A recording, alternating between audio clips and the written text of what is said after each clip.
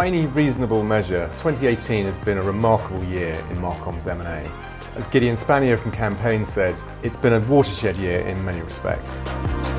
Tech consultancies have capitalised on increasing client demand for a more joined-up, centralised approach to customer data, experiences and relationships. Accenture has consolidated its position as the leader of the pack here, acquiring substantial agency businesses in all of the major European markets, as well as a growing presence in Asia and South America. And although acquisitions of agencies by other consultancies have slowed in 2018, their incursion into CMO budgets has not, and that's really taking the shine off the performance of the agency networks. Mid-sized agency groups and independents have also taken this opportunity to grab market share from the agency networks.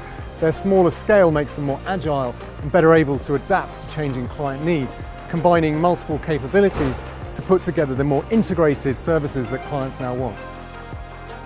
So how are the holding companies responding to all of this?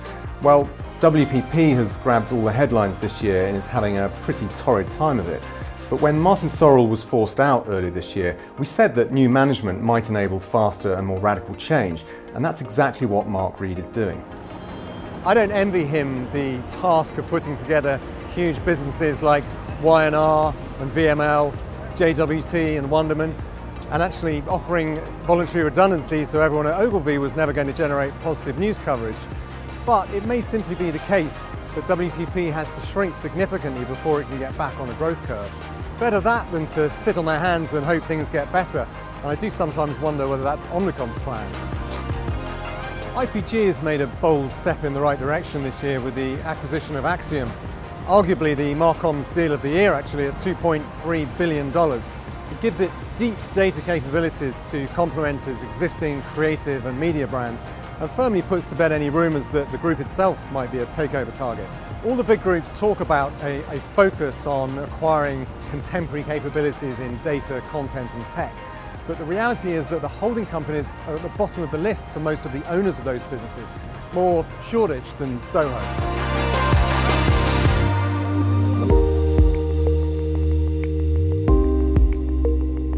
Dentsu, meanwhile, has continued its M&A run unabated, completing more than a deal a week in 2018. Much of that activity has been based in mainland Europe, which is part of a broader trend that we've seen this year.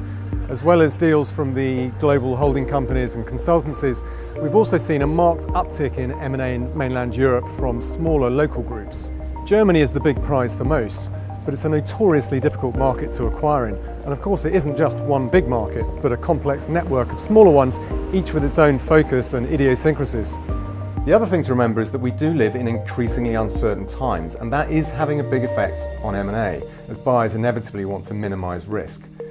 Where the effect of that is showing up is not so much in transaction volumes or prices. In fact, multiples are trending higher now than at any time in the last 10 years, and there's plenty of activity out there. But in the increased time it's taking buyers to decide on a purchase and then to complete a deal. So for agency owners considering a sale, it's never been more important in our view to ensure that all of the risks in their business are actively managed, and also to start building relationships with some of their potential acquirers well in advance of a sale process. I'll leave you with a prediction for 2019, and that is that digital media will be the new battleground of marcoms M&A, as acquirers of all types try to bring together data, content and media to create seamless communications with target audiences. No surprise then that Sir Martin Sorrell is leading the way there.